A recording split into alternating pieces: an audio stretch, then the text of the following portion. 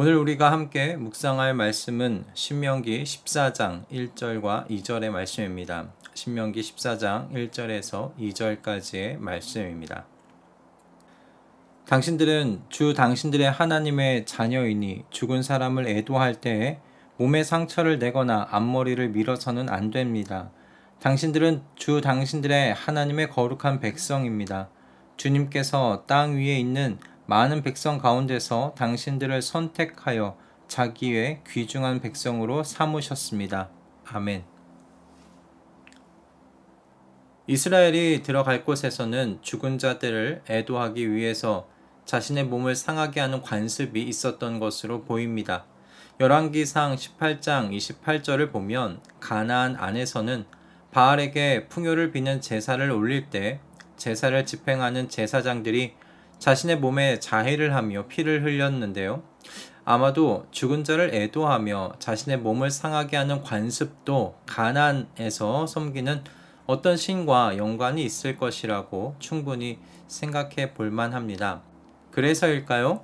하나님께서는 그들의 행위를 본받지 말라고 말씀하십니다. 하나님께서 이들의 행위를 따라하지 않아야 하는 이유를 말씀하시는데 장황하지 않았습니다.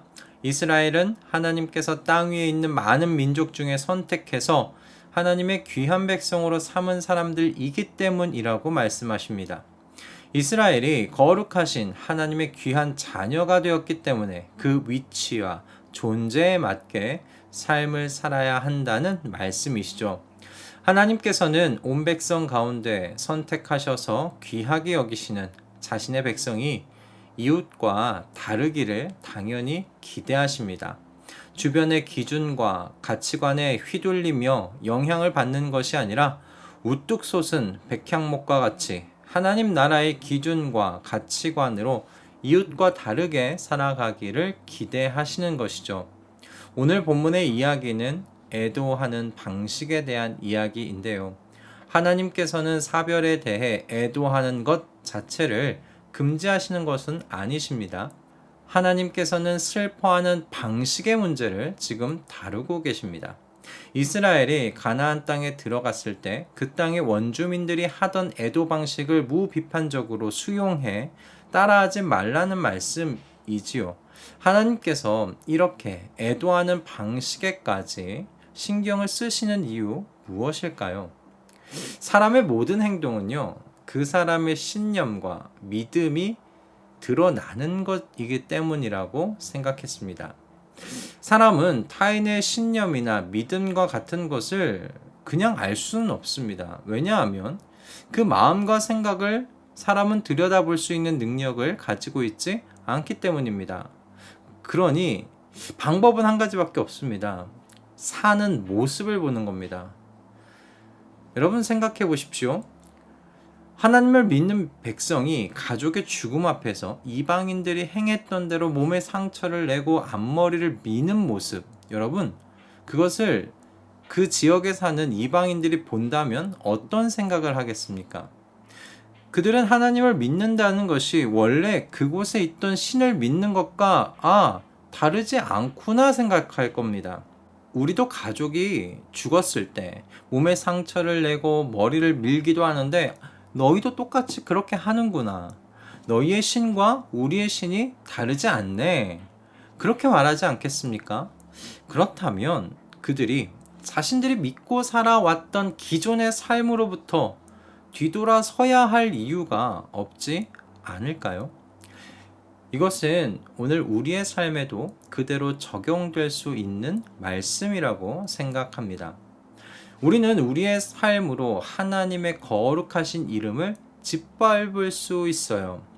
주일에 예배당에 나와 예배드리지만 주중의 삶은 만몬신에 매여 사는 사람들과 별반 다르지 않다면, 육체의 쾌락을 추구하며 사는 사람들과 별반 다르지 않다면, 그래서 가난한 자들을 위해 손을 펴기보다 이기적인 삶을 선택해 살고 타인의 가정을 깨뜨리는 그런 불륜을 저지른다면 그 삶에서 어찌 하나님에 대한 믿음을 발견할 수 있겠습니까?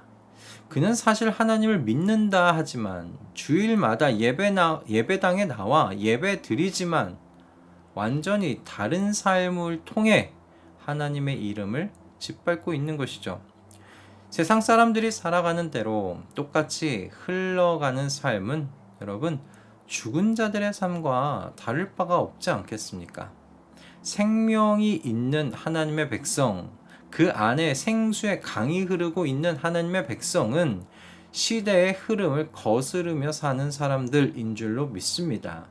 하나님의 생명이 내 안에 있음을 하나님의 자녀들은 구별된 삶의 모습을 통해 드러내 보여주어야 하는 것이죠. 고사성어 중에 낭중지추라는 말 여러분 들어보셨을 겁니다. 주머니 속에 있는 송곳이라는 의미를 가지고 있는 고사성어인데요. 그 말과 같이 주머니 속에 있는 송곳은 언젠가는 주머니 밖으로 튀어나올 수밖에 없지요. 그가 가지고 있는 바, 그것은 결국에는 드러날 수밖에 없다는 교훈을 가진 고사성어입니다. 저는 그리스도인들이 그렇다 생각했습니다. 그리스도인들이 가진 믿음은 거룩이라는 삶의 모습으로 세상에 드러날 수밖에 없지 않겠습니까? 오늘 본문은 죽은 자를 위한 애도의 방식과 관련한 이야기였습니다. 하나님께서는 원주민들의 애도 방식을 따르지 말라고 하심으로 하나님의 백성만의 애도의 방식으로 사별을 슬퍼하라고 하시고 계십니다. 그리스도인들의 애도의 방식은 세상 사람들과 다를 수밖에 없지요. 바로 그리스도인들은 부활의 소망을 가지고 있기 때문입니다. 그러므로 사별에 반응하는 우리의 방식은 그리스도에 대한 우리의 믿음을 나타내는 증거가 됩니다. 만일 아무런 소망이 없는 사람들과 같이 슬퍼하며 애도한다면 그 모습은요, 그리스도께서 무덤 속에 죽음을 이기지 못한 채 썩어져 버린 보통의 사람들과 똑같이 믿고 있음을 보여주는 그런 모습이 아닐까 생각합니다. 그러므로 그리스도인의 애도의 방식, 그것은 무덤 저편에 하나님께서 약속한 영원한 삶이 있음을 바라보면서 소망 가운데 잠시 헤어짐을 슬퍼하는 것이 되어야 할 줄로 믿습니다. 하나님을 아직 영접하지 않은 불신자들은 이처럼 그리스도인들이 고난 가운데 반응하는 우리의 삶을 유심히 지켜봅니다. 제가 읽은 책에서는 이렇게 적혀 있기도 했는데요. 불신자들은 우리가 어려움을 겪을 때 우리의 믿음을 훨씬 더 주의 깊게 읽는다. 우리가 정말 비그리스도인들과 똑같이 행동한다면 우리는 스스로 우리가 믿고 신뢰하는 바가 아무런 가치가 없음을 증명하는 것입니다. 그렇게 되면 비그리스도인들이 우리가 믿는 바를 받아들이는데 아무런 흥미를 가지지 못하는 것, 그건 당연하다. 저는 그렇게 생각이 들어요. 왜 믿겠습니까? 다른 게 없는데요. 오늘 본문은 애도의 방식에 대한 말씀이었지만 여러분 이 이면에 있는 이야기는 하나님의 백성으로서 온 세상의 창조주 되시며 이스라엘의 구원자가 되시는 하나님과 언약을 맺은 사람들로서 다른 삶을 선택하며 사는 그 삶에 대한 이야기입니다. 이스라엘 백성들이 하나님의 말씀대로 가나안 사람들의 애도 방식을 따라하지 않고 오히려 소망 가운데 슬픔을 드러내었다면 옆에서 그들을 바라보던 이방인들은 이스라엘의 하나님께 궁금함을 가졌을지도 모를 일입니다. 앞에서 말씀드린 것 같이 비그리스도인들은 우리보다 더 유심하게 우리의 삶을 관찰하고 있습니다. 그리스도인들은 내가 처한 상황에 어떤 다른 선택을 보여줄까? 그런 마음으로 그런 질문을 가지고 우리의 삶을 관찰합니다. 오늘 우리의 믿음이 그들이 보기에도 고귀하고 가치가 있어 보이도록 구별된 삶을 선택하며 사는 우리 모두가 되기를 이 아침 기도하며 우리 함께 하루를 열어 가십시다. 기도하겠습니다.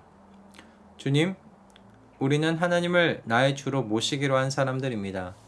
하나님께서 우리를 외아들 예수 그리스도를 십자가 위에 희생하셔 우리를 구원하신 것을 우리가 믿는 사람들입니다. 그러니 이 믿음을 우리의 삶 속에서 증명하며 살아가는 그리스도의 증인으로 오늘을 사는데 승리하게 하여 주시옵소서. 오늘 내가 하는 일로 내가 나를 증명하는 것이 아니라 그리스도의 증인으로서 나를 증명하는 오늘이 되게 하여 주시옵소서. 나는 주님의 귀한 백성이오니 이 존재에 맞게 오늘 하루 살도록 은혜 허락하여 주시옵소서. 성령으로 충만하게 하여 주시옵소서. 나의 주 되시는 예수 그리스도의 이름으로 기도드립니다. 아멘.